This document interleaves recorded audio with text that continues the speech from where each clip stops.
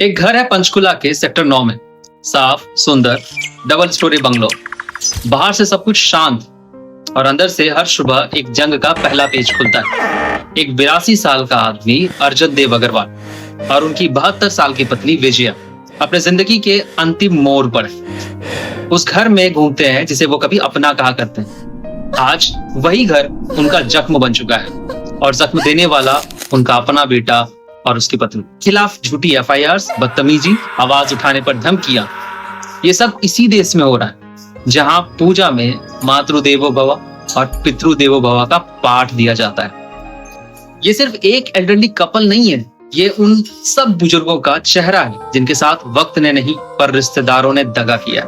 अर्जुन देव जिनकी spinal injury हुई है, विजया जिनका हेल्थ डिटोरिएट करता जा रहा है, उनका जीवन आज डर के आंगन में बीत रहा है। रोज सुबह ये सोचकर उठते हैं कि क्या आज कुछ बदलेगा या आज भी वही चुप्पी, वही विरोध और वही आंखों का अहंकार होगा।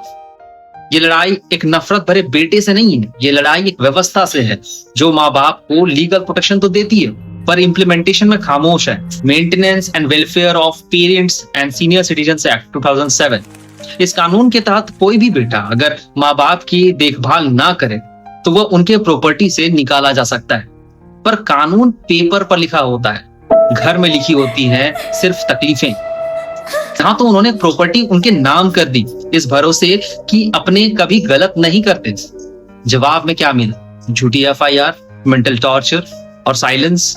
जनवरी 2025 ट्राइब्यूनल में फाइल हुआ था उनका इविक्शन प्ले। उन्होंने कहा था ये घर हमारा है, हम अकेले रहना चाहते हैं। ट्राइब्यूनल ने केस एक्सेप्ट किया पर हर तारीख एक और इंतजार बन गई।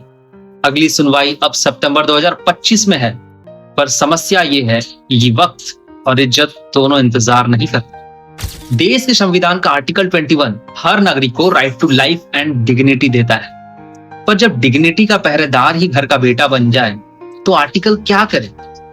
अबैंडनमेंट, फॉल्स चार्जेस, ये सिर्फ कानून के खिलाफ नहीं है, इंसानियत के खिलाफ है। लेकिन फायदा किसका? जिन्होंने प्रॉपर्टी हासिल कर ली। हरियाणा की ह्यूमन राइट्स कमीशन ने फाइनली इंटरवीन किया।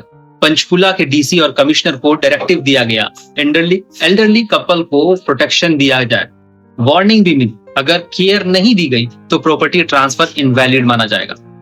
क्रिमिनल एक्शन भी हो सकता है अंडर सेक्शन 24। ये लीगल एक्शन नहीं है, संवेदना का प्रतीक है।